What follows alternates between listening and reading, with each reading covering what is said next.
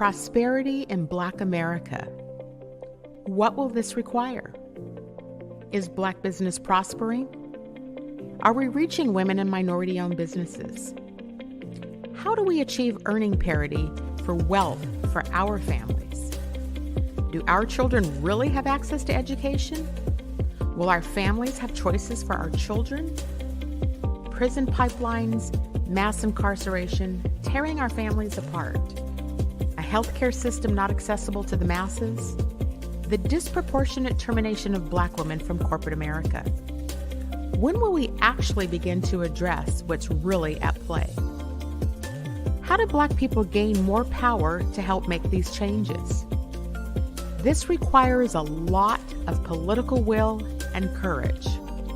I'm that provocateur of change. I am Cindi Bright. Welcome to Heartbeat. Good evening, everybody. Welcome to Heartbeat here on Converge Media. This evening, we're happy to have you here and happy to host what's sure to be a spirited conversation tonight, as we're going to have a conversation about Black women in corporate America. We're going to talk about Black women in general, both inside of organizations, Black consultants, actually what is going on with respect to Black women and how business is treating us and termination rates and all the sorts of things that we as Black women experience and endure. Many of you know this is very personal to me, and I think a lot of you know I'm a former HR executive. So having spent 30 years inside of these major corporations and fighting for all women, I just asked the question, are all women fighting for us as Black women? We're excited tonight. I've got, my team of regular commentators who are beyond overly qualified to have this conversation with me tonight. I'm going to introduce both of them in before I introduce in our esteemed, wonderful guest that you're going to absolutely love. Let me first welcome in. She is the CEO of Jame Pay Consultant. She is Stephanie Coverson. She is a former chief people officer and has served inside of organizations for many years. And so very well on her way to become Dr. Coverson. So I'm just really proud to have her as a part of this team every week, where we break down a lot of these issues and talk about different issues. We also have the esteemed, out of San Francisco, California, Karen Fleshman. She is an attorney by trade, highly educated, employment law, has her own firm, Racy Conversations, and is a bold woman when it comes to fighting. She is not an ally in the performative lens. She is a woman who does stuff, is the word I'll say, the proper S word on air here. And then I want to welcome in our guest this evening, because we're excited and thrilled and actually lucky that we got her. Because her name is Aparna Rae. She is the CEO of Moving Beyond. She is in the HR analytics space, but has a wealth of knowledge and information. She's an entrepreneur. She's just done so much to help advance Black women. And so let us welcome in Aparna Rae this evening with us here. Woohoo! We are so excited to have, we all kind of know each other. So it's a nice get together for all of us to put our heads together. Aparna, I know you are in this space in a huge way, speaking out and taking on some of these issues that you see the three of us are out here fighting for every day too. Let me start with you, because, I want to hear, maybe you could just kind of give us like a lens of kind of what the last 2 years post George Floyd has been like and looked like. For Black women. What are you seeing? What are you hearing? And what is data? You're a data guru. What is data saying to you about what's going on? Yeah, thanks for having me. Gosh, what is data saying? So I think it's been interesting watching a lot of the trends around Black women's leadership and voices in the world of work over the last couple of years. Some of the things that I'm noticing is that there's this like incredible emphasis on Black women in diversity, equity, and inclusion roles, right? We are constantly hearing about Black women and other women of color taking on the work of making organizations more diverse, more inclusive, more equitable. And from a data lens, one of the things that I find interesting interesting is that there are not more practitioners who are Black now than they were pre George Floyd. About 80% of all DEI practitioners, for instance, are white folks, and they're largely white women. But the way in which media presents this is such that, you know, you think that every chief diversity officer or DEI consultant is a Black woman. I think the other thing that I've noticed, and I have really mixed feelings about it, is 5 or 6 years ago, and certainly 10 years ago, you didn't see a lot of non-Black women of color teaming up with Black women. And in the last couple of years, I've seen some really incredible partnerships between non-Black women of color and Black women, and it gives me hope. And I hope that it's not kind of a blip or a moment in time, that this is something that we're going to continue to see, because certainly in my experience as a South Asian woman who's an immigrant is very, very different than somebody who is African American or somebody who is like a Black immigrant from Africa. So I'll pause there. Did you say, we can bring in Stephanie and Karen too as I ask this question. Did you say that non-Black women and other women of color are teaming up together, or did you say white women and Black women are teaming up together? No, non-Black women of color, right? So Okay. Indigenous, South Asian, Asian, right, and Black women.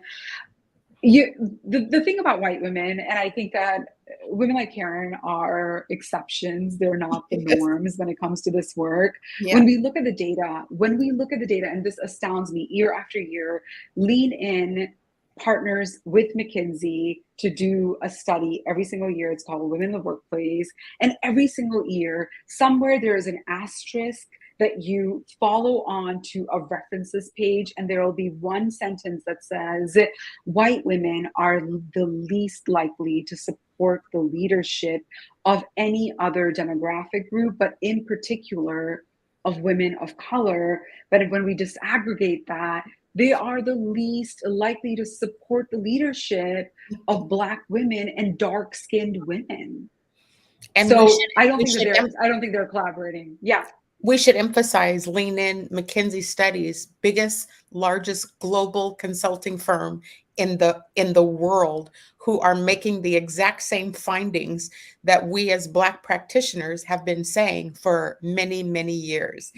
Karen Fleshman is an exception to the rule. It's why I am so thrilled to have her as a part of this every week, because she is Karen. Let's hear from you. I want to hear your reaction to what Aparna is saying and your observations. Uh, wow. Well, first of all, thank you so much for hosting this show, Cindi and Stephanie. I learned so much from you, and Aparna, thank you for being guest on this show today.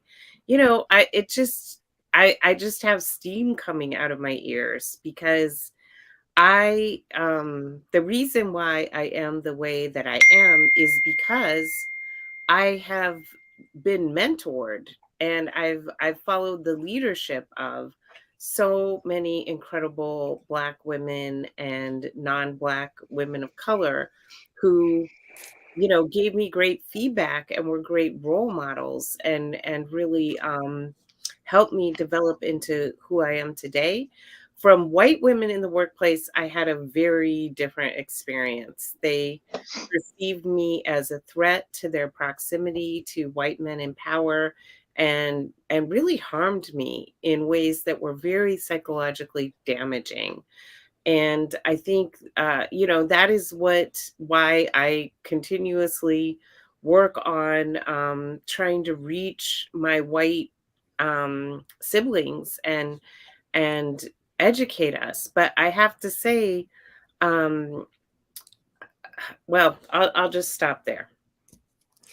Stephanie, you and I had a conversation this morning, because you have continued to work hard in this field around trying to help progress more conversation and dialogue and action around moving the needle for Black and non-white people of color talk to us about, I mean, I talk to Stephanie a lot. So we have these moments. Talk about like some of your observations and maybe even some of your, I don't want to put words in your mouth, but um, angst over what you have been observing and experiencing, both with some of your clients and then what you are seeing on many of the social platforms that are where people are communicating about this backlash of not of white women being the ones that have dominated the diversity space and are taking up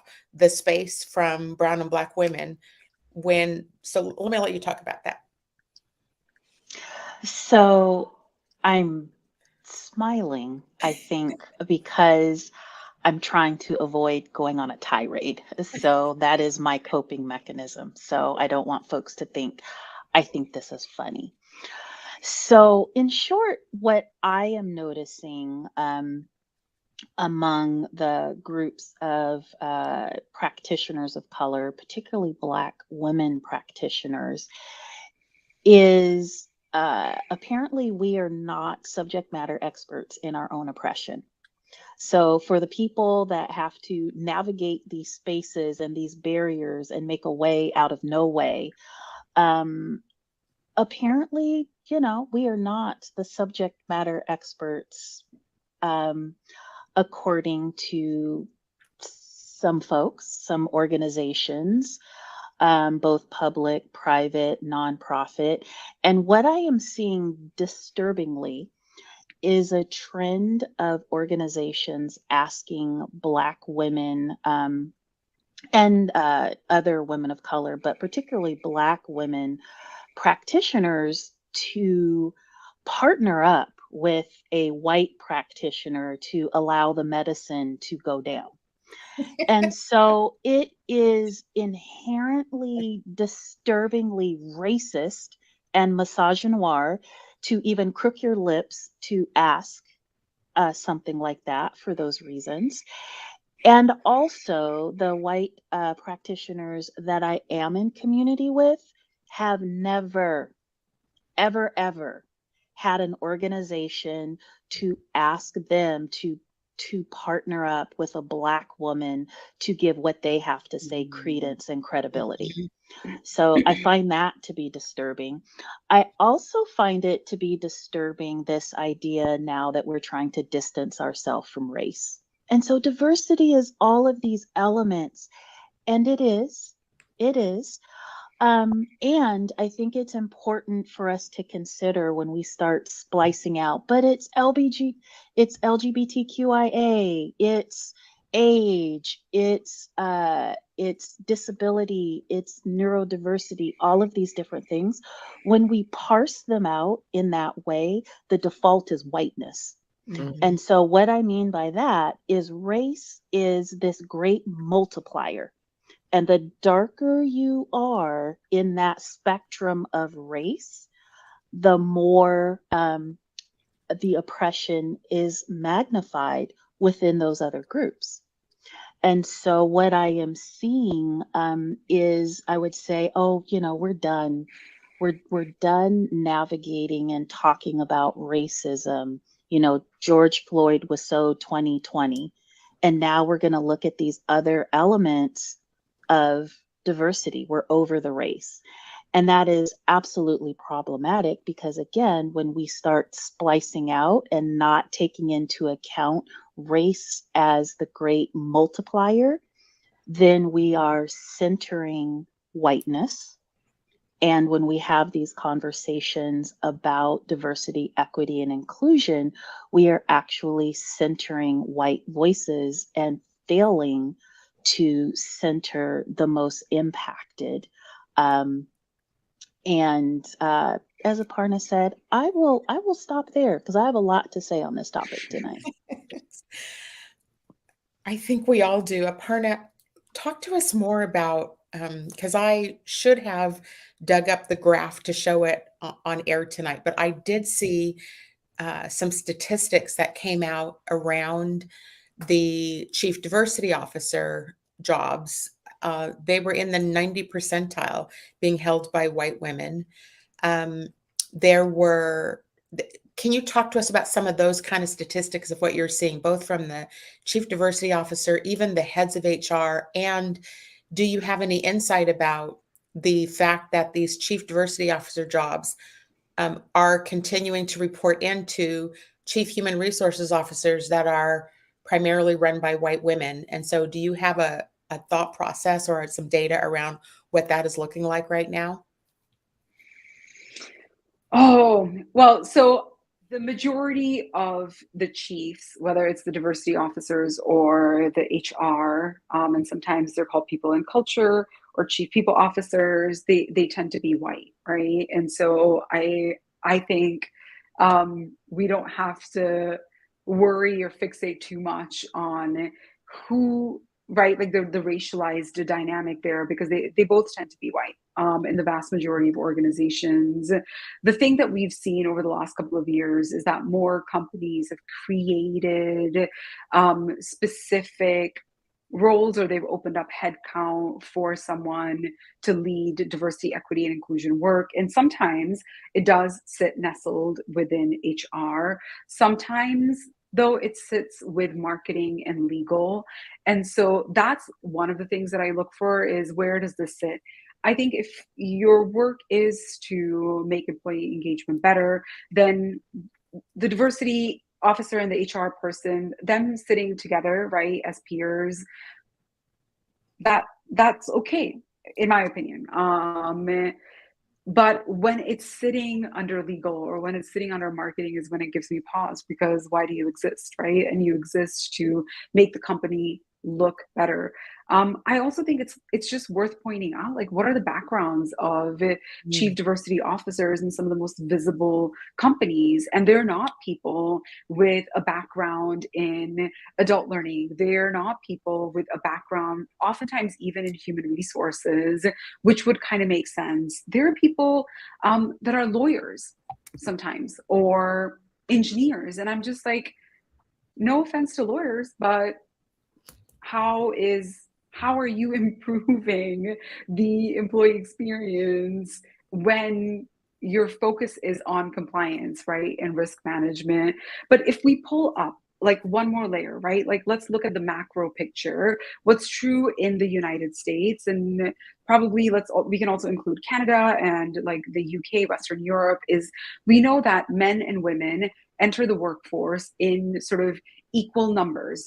When you look at entry level positions, it's roughly the same, like 35 to 37% men, 35 to 37% women on a binary, which we know that gender is not on.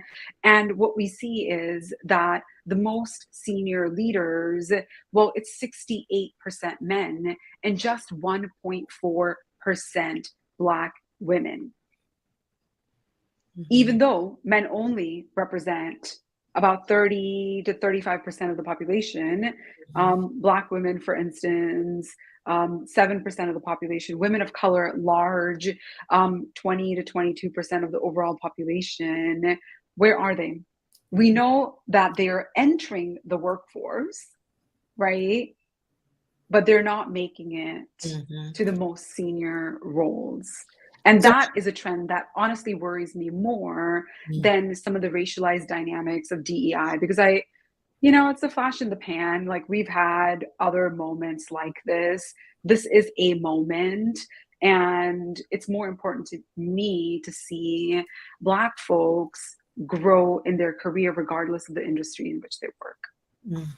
A couple of things that you said about that, Aparna, that I think are worth talking about further. And one, I'm just giving an opinion as a former head of HR, that when the chief diversity officers don't report into the chief executive officer, and I can make a very compelling argument about why that should be, even from just the economics of what diversity can return on profit from having decision making. I mean, these are all studies that have shown 35% financial outperformance. Like, so you have a driver. HR is a function, and I don't even think it's a necessary evil anymore. I mean, everybody knows I call for the demolishment of it, because I find it to be wasted overhead and full of these women that just want power over other people's lives. But HR is not completely contributing to profit.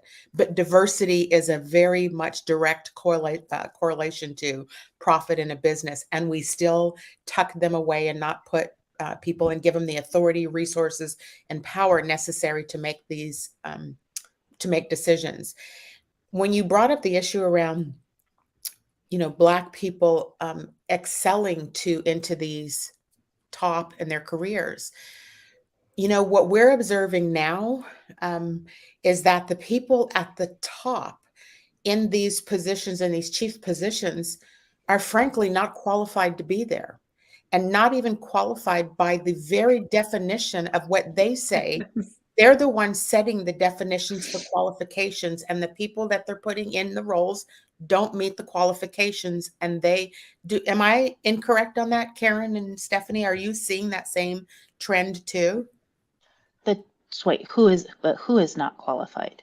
When you talk, So for example, the CHRO, the woman that they put in charge of who they're using her gender as a way to check the box over diversity.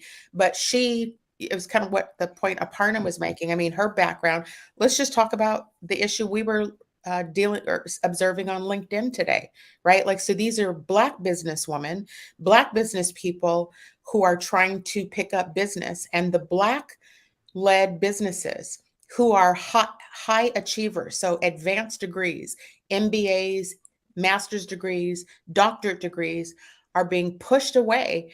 And white women who come out of personal training are now coaching on women's executive leadership when they haven't even set foot inside of a corporation.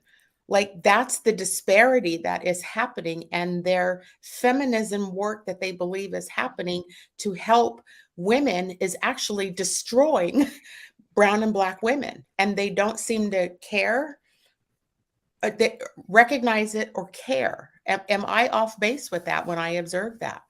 So this is what I'll say about that. I think about Ketanji Brown Jackson in the Supreme Court nomination process, where everyone was hollering about how she was not qualified for this role. And I cannot remember which media outlet put up, I love a good graphic. I have it. I'm sending it to the producer right now. I have it. Love a good graphic. And so holler about how this individual wasn't qualified. But then when you put the other Supreme Court justices, sitting Supreme Court justices in alignment with the talent, time, and treasure that she brought to the table, she was head and shoulders more qualified than the folks that were seated in, our top court of the land. So I would say that is what I'm seeing. That let's show this graph to illustrate your point. Let's see if producer got it. Curtis, do you see what I just texted you?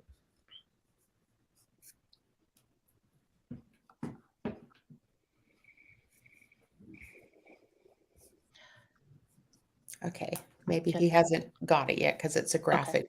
But it's a powerful picture, because the point that you're making is 100% valid, that criteria and how the Amy Comey Barrett is able to come in with 1/10 of the experience levels of what Ketanji Brown has. That is the exact issue that we're watching happen out here as business people and internal inside of organizations. Is that your point? That is my point. And I would also add Brent Kavanaugh to the scenario as well, because again, what is in common there, I think, is this whiteness. There's a presumption of qualified when whiteness is present. And then there is a presumption of incompetence, that Black and brown folks, are just getting into these leadership positions or offered a seat at the C-suite table because of their race. So what I am seeing is Black women in particular and other women of color and people of color as well have to meet the minimum qualifications, the preferred qualifications, some qualifications that the organization in question didn't know they should have as some qualifications. I'm seeing a trend of a lot of goalposts, and I'm seeing a trend of a presumption of competence based on your outward packaging. Mhm. Your outward packaging. I would add, look, Neil Gorsuch and Brett Kavanaugh went to the same high school. Mm. You know, Amy Coney Barrett's dad was a oil petroleum executive. Brett Kavanaugh's mom was a prosecutor. Neil Gorsuch's mom was on the EPA. This is led the EPA and was famous for like wearing a fur coat. And like, she's a total Republican and she was completely against environmental protections. So this is such a insular group, and their main qualification is being a member of the group. And Mhm. that group will like pull them through whatever. I mean, we all lived through the Brett Kavanaugh confirmation hearings. I remember watching that on TV, and I remember seeing this white woman going ballistic in the stands, screaming and yelling. And then I was like, that's Karen. Karen. Karen was at that confirmation hearing, and I will I will never forget watching that thinking, and I was like, go Karen, right? Like because it It was wasn't just, it was a very, very diverse group of women, you know, from all across the country who were united during that period. And each time we went back, there were more and more of us, and they were younger and younger. But coming back to the theme of Ketanji Brown Jackson, the part of the confirmation hearing that just broke my heart the most was when Senator Marsha Blackburn from Tennessee was questioning her, and she was literally had the feel that Senator Blackburn was the plantation, you know, Mhm, mistress, mhm. and Ketanji Brown Jackson was an enslaved person. That was literally how she was Mm. treating her in the confirmation hearing. And this is where we all fall apart. Like, if we cannot fix this in this generation, like, how much worse is it going to get for women? Like, literally, we are going backwards and backwards and backwards. And instead of uniting and saying, that's it, we're finally learned our lesson, we are going to be in siblinghood with each other, we continue. I'm using we for white women. White women, we continue to not learn, to not change, to not transform. Look at everything that's happening with the organization Chief.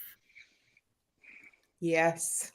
Yes. Are you guys Well, following what's going on there? Were you gonna say something, Aparna? well, I mean, what's going on with Chief is it's like I'm like beyond like not even interested. It's like the same thing that happened with the Wing a few years ago, Yeah. right? Where you have a very expensive membership. Women of color are being denied membership or are not being taken care of and are not being given really interesting roles within the organization.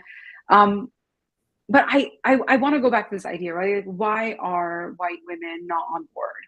And I think that you really have to understand the psyche of even the goodest person when faced with, if we're successful with respect to the work of DEI, if we are successful with the work of anti-racism, you may not have the same size of the slice of pie that you're used to, Mhm. right? So and for folks that are listening, right, that are like, I like numbers, or not emotions, and why do we have to look right now?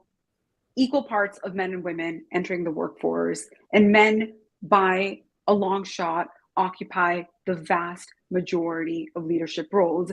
That has huge economic consequence, right? And we've just watched, like, I would say, screw chief. Like, let's look at what's happening at Silicon Valley Bank.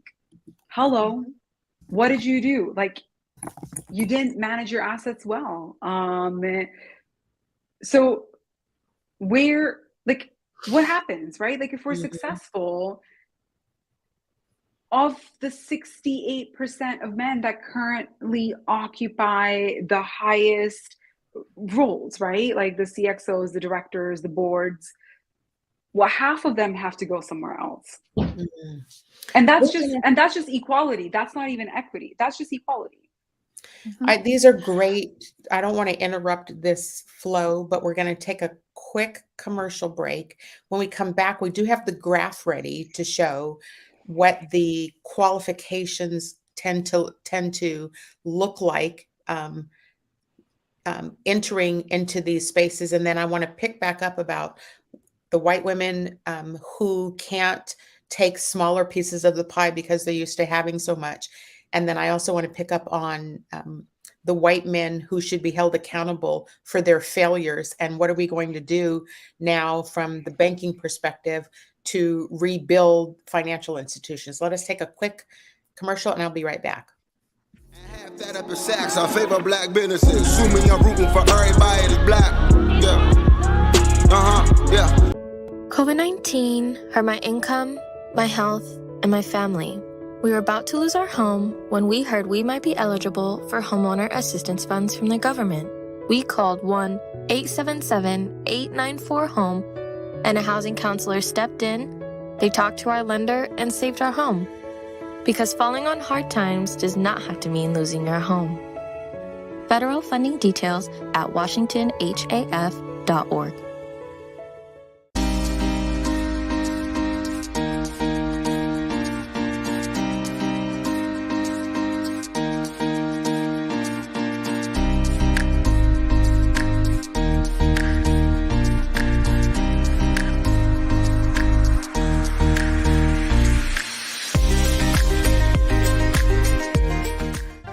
What up, y'all? T-Dub here, as always, bringing you the news and art funding and opportunities. This year's For Culture Project grants are live now, and here's what you need to know to apply. For Culture Project grants fund cultural activities and projects throughout King County. If you are an individual or group with arts, heritage, or preservation at its core, then this funding is for you. And if you're new to the grant application process, For Culture hosts virtual workshops and has a team of grant managers ready to assist you in the process. The deadline to apply is March 23rd. Head over to forculture.org for more.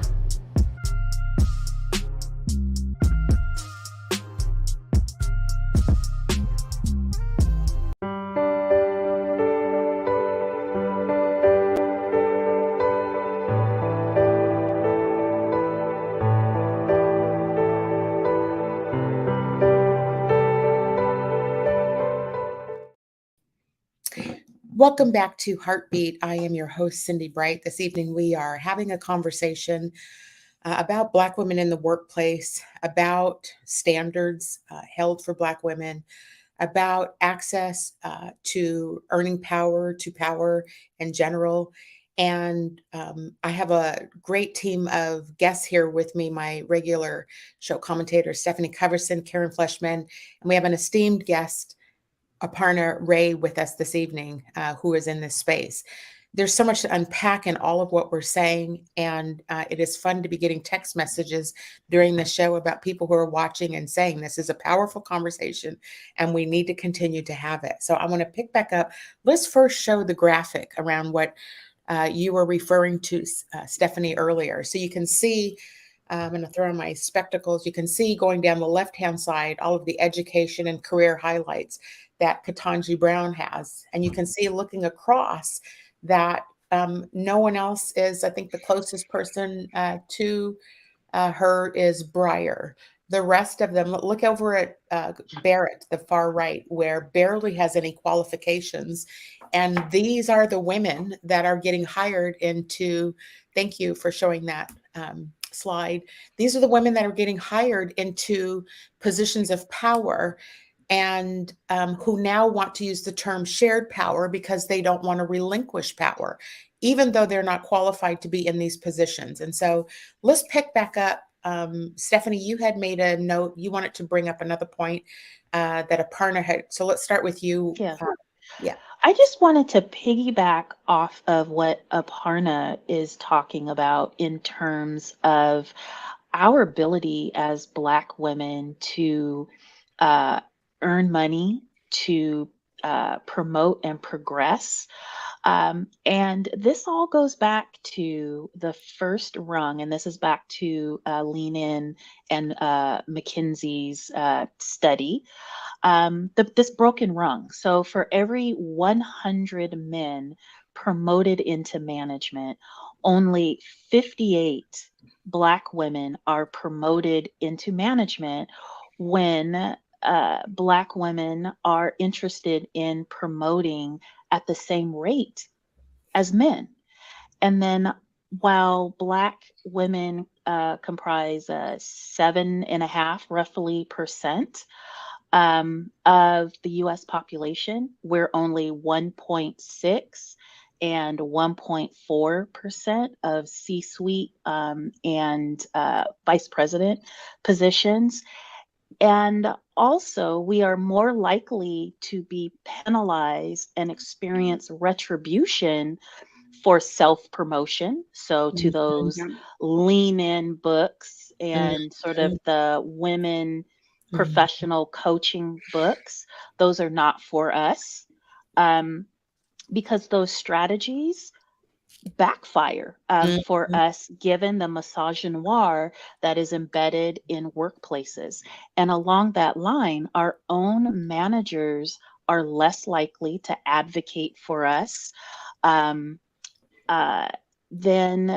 our non-Black colleagues and white colleagues. And we're also the least likely to interact with C-suite level professionals in our jobs. So all of that combined together really creates a chilling effect in our desires to promote through and upward into the organizations we're in, not just because of these factors around like our managers and who we're seeing in the C-suite, but there are literally less of us to promote at each step due to that broken rung. And I think the commentary from the survey, if I remember correctly, it's going to be at least 100 years at this point to achieve representation in C-suites, right? And then we can have a whole conversation about how that impacts our families, because we're responsible for bringing in money, to raise and support our families, the dollars that are available to spend in our communities, as well as our retirement. And so all of that stuff. And so when we talk about generational wealth and, as my mother used to say, you don't have a pot to piss in or a window to throw it out of. And it's not because of our efforts. We are the most qualified and educated segment of the US population. Black women, we get bored. Next thing you know, like we're getting another master's degree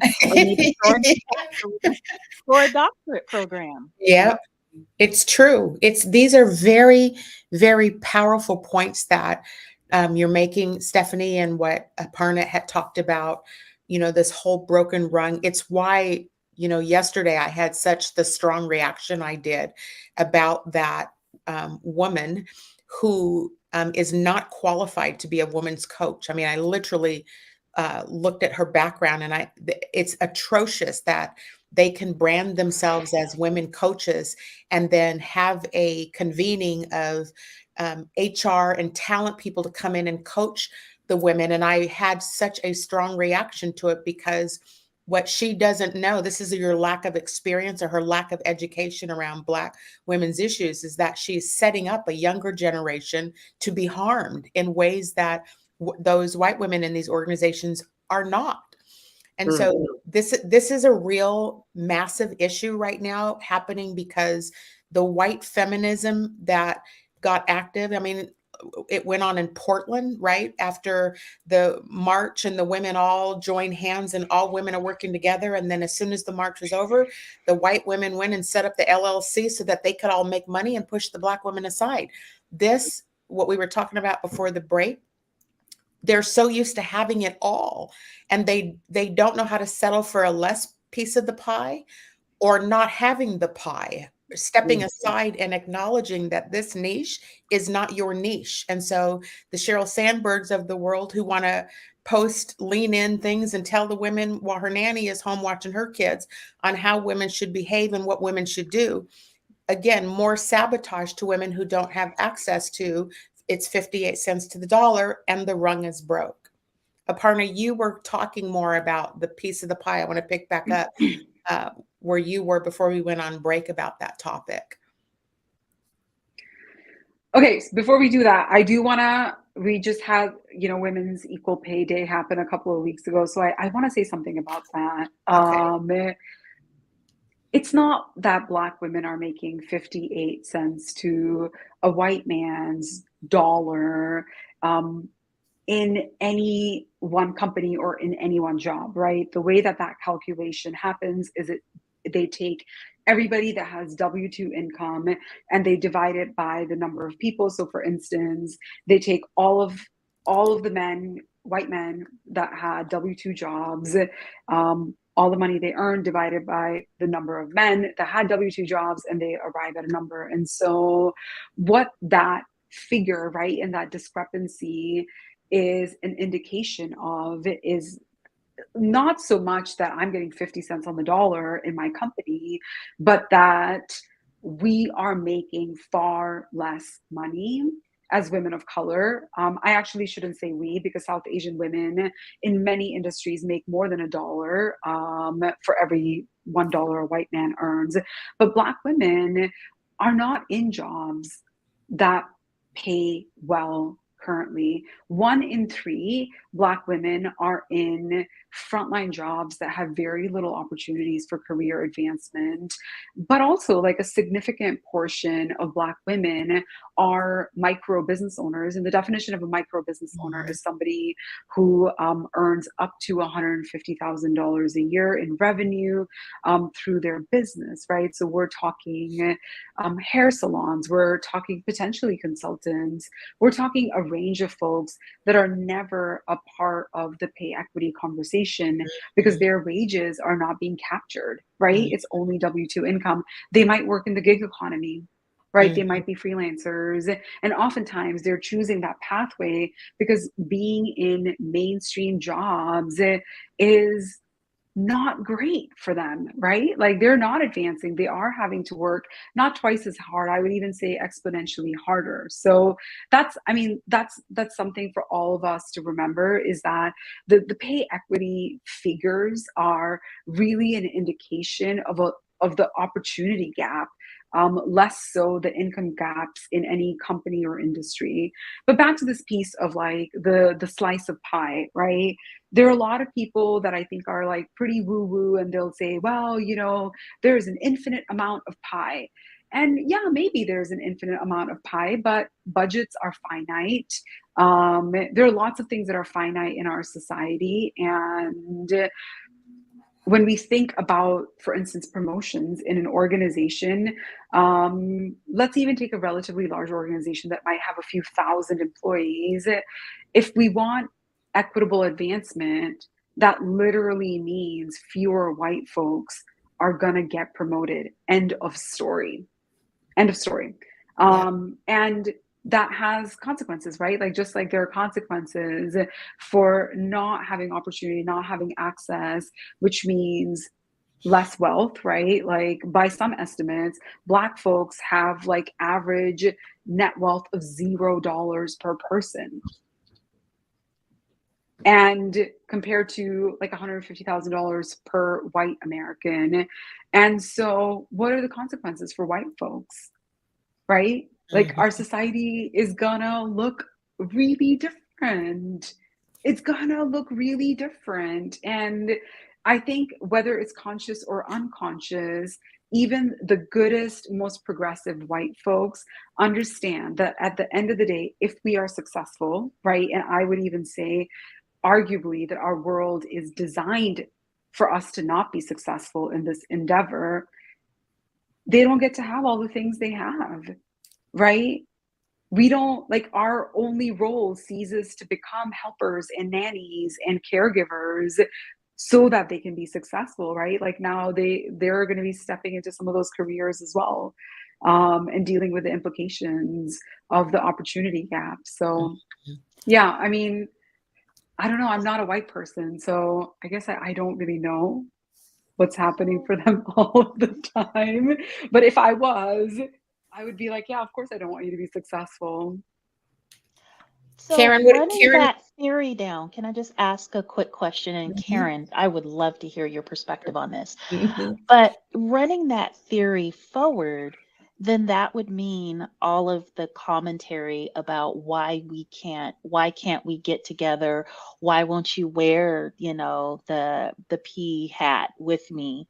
Um, wouldn't that then mean that as Black women and women of color, we are being asked to help them ascend to the throne, to sit at the table of white supremacy and dine on its goodness, Mhm. um, as opposed to this really being an issue about girl power, women power, and collective feminism? Yes, I think that's exactly right. I mean, uh, Audre Lorde has a great paper that she presented, explaining why women did not get the Equal Rights Amendment. And she said, white women are led to believe that if they're thin enough, pretty enough, say the right things, that they will be able to live a life of luxury and not to share power, but that it's always illusory, and that at any moment all of that can crumble in front of you. And I think that this is what is really happening in our society. The top 20% of income earners, largely white, are hoarding all of the opportunities. They're divesting from public institutions. They send their kids to private school. They have private clubs. They don't even use the public swimming pool. They don't engage in the public. They're getting further and further, and they're hoarding their wealth. They're not paying taxes. And as a result, our public institutions that are supposed to be preparing people to advance are crumbling. Our public school systems are crumbling. Our public libraries, our public transportation systems are getting worse and worse. And so we're cleaving into a two-class society where you have 20% of the people who have total excess and 80% of the people who are barely um, striving or barely able to survive. And the 20% are using their political power to ensure that the 80% never gets anything. Mhm. It's a very, very powerful point. In fact, I saw somebody post it today that um, the headlines on CNN should not be about number 45 being indicted. The conversation should be about how come the power structures have been protecting him this entire time. This mess has gone on since 2016. So we're 7 years later and he's still walking the streets. And politicians, that is corporate America is a microcosm of America. And so the power structure still exists the exact same way in these organizations and the women, the white women who want to align themselves with the proximity to have that, will sell out anybody around them that will threaten that they can't wear their Jimmy Choos to work that day. Like, that's how vicious I've seen it play out, and what they'll do for $1. And it is destroying people's lives and destroying people's businesses and careers. And they don't blink an eye at it and feel entitled to believe that they are actually qualified and should have that access, and basically don't ever see themselves working for Black women. They want us to clean it all up. They want us to clean up the messes that are made, but they don't see themselves as reporting to us. And Aparna, your data point around the macro businesses, I think I shared it last week on air because I had attended this economic update because I was trying to understand what was happening here. And the statistic that they quoted was 44% of new businesses in the state of Washington are owned by Black women. And so I'm sitting there wondering, okay, and the macro businesses can barely touch any capital. You can't get capital in to help their businesses grow. So you don't have access to capital. So you go work for smaller, and you have to sell it to a much smaller audience because the Black businesses don't get support. And the choice that they have is either do that or go in and be abused, and your mental health is through the roof. And so what do we think, even hearing the number that, because I read that article too about it would take 100 years for us to ever even catch up at. And that's with people like us out here fighting every single day, trying to address things head on and call it for what it is, like trying to reveal it so that other people can see what's happening. What do you think? What do you all think we should be doing different now to try to help propel this to a different place? I think it's time to reframe the conversation. And this is what I mean by that. So we have this group of people is underrepresented in this industry and that industry in this role. I think we need to start asking the question about why white folks are overrepresented in professions, if that's the case, because that's going to take you down an absolutely different path, right? So when we talk about underrepresentation, and at-risk youth, or sort of all of these different descriptors that we use to try to explain whatever disparities we are trying to find solutions for, it places the blame on those individuals and those communities. And so we really need to start having a conversation about why we are seeing overrepresentation in these roles, and based on that, what are the solutions? Yes. Very good point. Karen, what do you think? That is so powerful. Just as Dr. Ibram Kendi has taught us that it is racism that causes racial disparities. There is a kind of racism, a discrimination that causes overrepresentation of white people.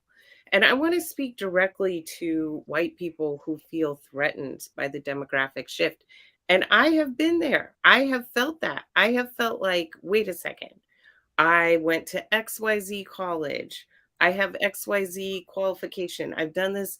And why aren't I advancing? And why are these people of color advancing in the organization, and I am unable to advance? And I felt bitter about that. And I had to really step back and look myself in the mirror and say, why am I threatened by their success? There is always something I can do.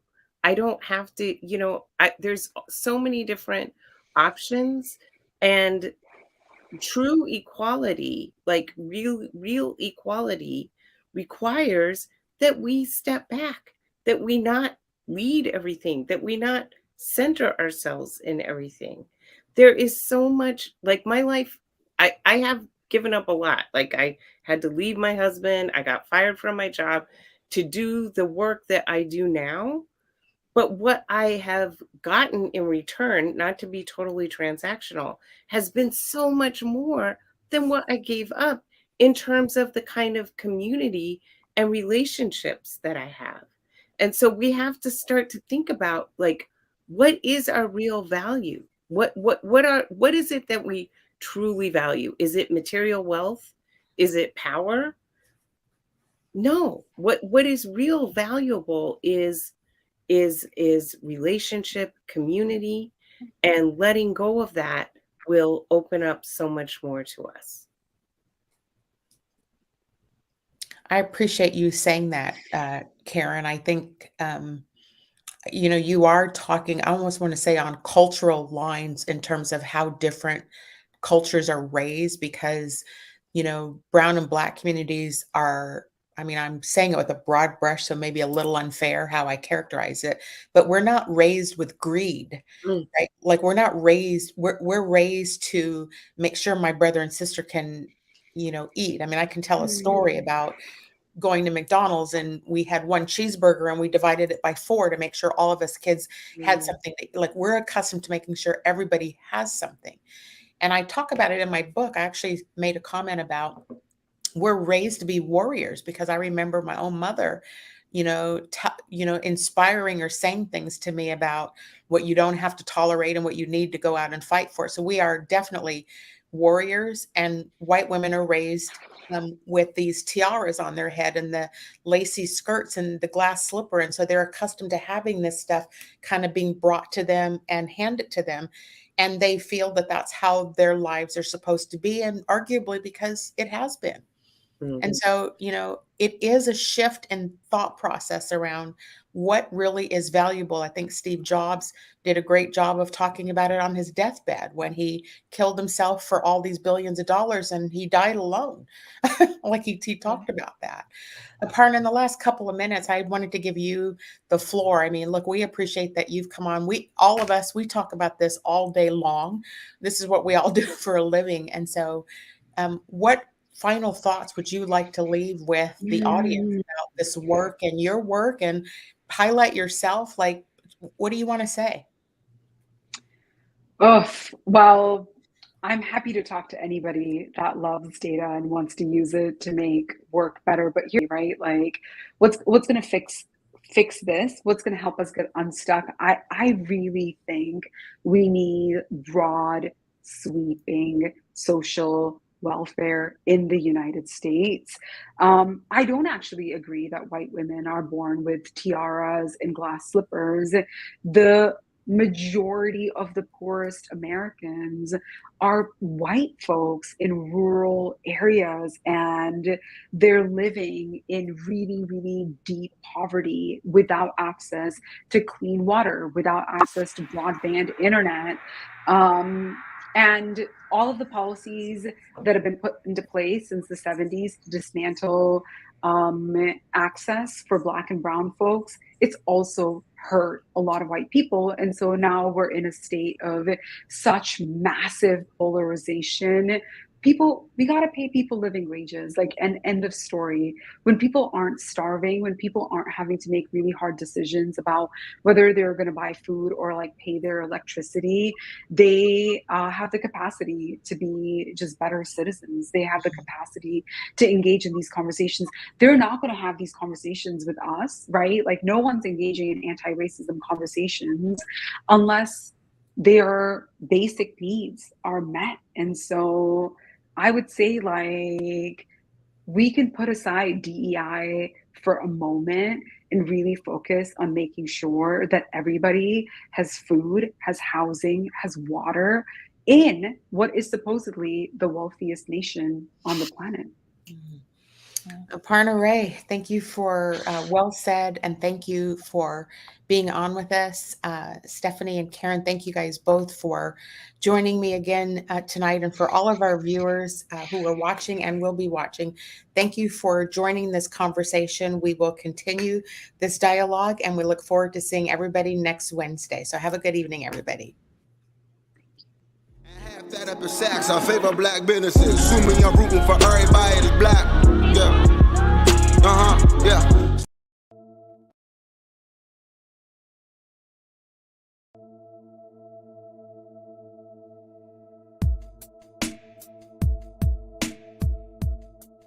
Converge Media produces culturally relevant content for Black and urban audiences. Our coverage is raw, transparent, and objective, praised by community leaders, government officials, and residents. Support Converge Media today via Venmo, Cash App, or PayPal at Converge Media.